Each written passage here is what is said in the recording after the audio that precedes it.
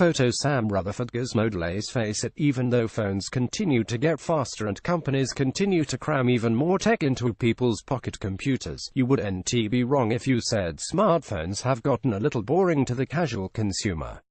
Much of the time, it seems people are much more concerned with making sure there's a little fruit logo on the back of the handset or a small green robot man running things on the inside.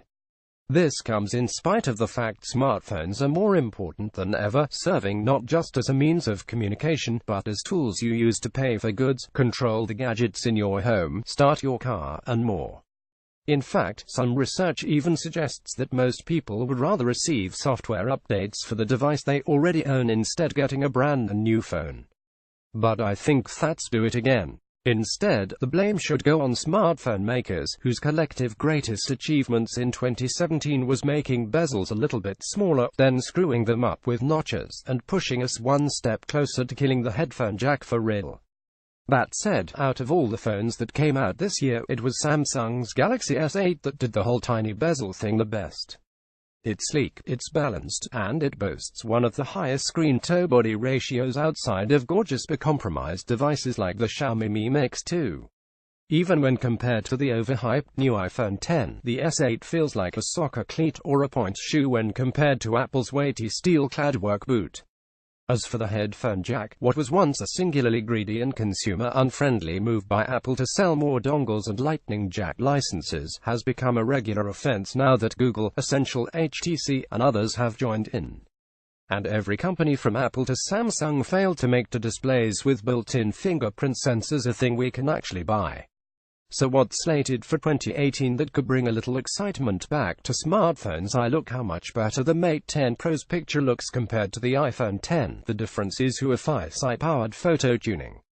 Image Sam RutherfordGizmodo. If you spent any time listening to tech CEOs vamp in 2017, you would have heard them drone on endlessly about the potential of machine learning and AI.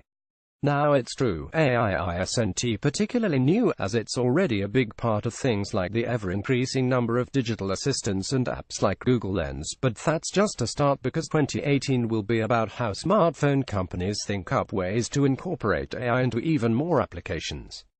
Huawei has already given us a taste of this with the Mate 10 Pro, which uses image recognition and a dedicated NPU neural processing unit to automatically adjust camera settings and enhance your photos. But this is just the beginning, as Huawei, among others, are trying to leverage machine learning to improve things like real-time translation, better content suggestions, and more. Our phones, part of Google's Tango R platform, like the Zenfone R, always had potential, but never had the install base to push things further. One of the biggest tech flops in recent memory has been Google's Tango R project. While the idea and the tech behind it was sound, the rigid hardware requirements and lack of support ensured the platform never got off the ground. So now we're seeing a second wave of R integration in the form of RKit in iOS and RCore in Android Oreo. This time, instead of needing multiple cameras and special depth sensors, both of these systems traded in precision and accuracy in return for letting them function via the normal camera on the backs of regular phones.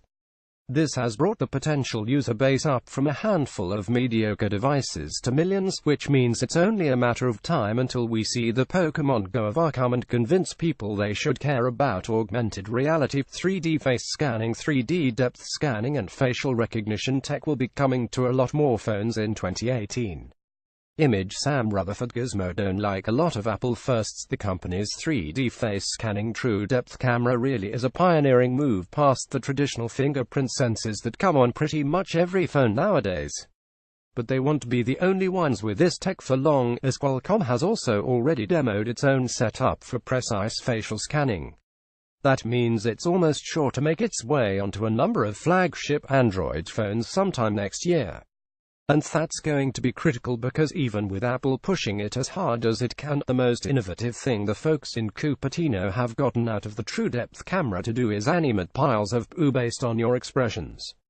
USB-C. Now that the USB-C train is finally rolling, it's time to put that port to use better. Image Sam RutherfordGizmodo. While other devices continue to lag behind, at least for phones, 2017 was the clear transition year as companies ditched the frustrating micro USB ports of old and replaced them with simple, more elegant USB-C connections. Even Apple partially hopped on the bandwagon as it equipped all of its laptops with USB-C to the exclusion of everything else and used USB-C to help charge iPhones way faster than the feeble USB Type-A charges that come included in the box. But there are still a number of budget and mid-range phones that have resisted this change, and that needs to end in 2018. On top of that, smartphone makers really need to do more with USB-C if they want to truly live up to the port's full capabilities. Making true Bluetooth earbuds not suck. Apple showed the masses it was possible to make good true wireless earbuds. Now companies need to figure out how to make them more affordable.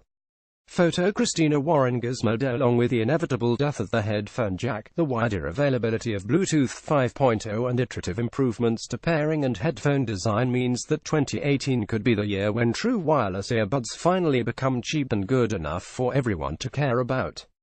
Right now, the only models worth a damn are Apple's $160 AirPods, which don't work quite as well when paired to Android phones, or premium buds like Sony's $200 WF-1000X or Bose's $250 Sound Sport Free. If smartphone makers really want to make the transition to wireless audio better, there needs to be more options priced around $100 or less. Another attempt at turning phones into laptops. Samsung's DeXStation came close to letting your phone serve as a decent desktop. It just needed a little refinement. Image Michael Nunez. Gizmodo, not to be confused with laptops powered by mobile chips. Companies like Samsung and Huawei are going to continue playing with letting your phone pull double duty as a primary productivity device. Rumors are already swelling that the Galaxy S9 will come standard with a comprehensive desktop dock, and if my experiences with the DeX are any indication, it's possible the industry could finally make good on past flops like the Motorola Atrix and Microsoft's now abandoned Continuum.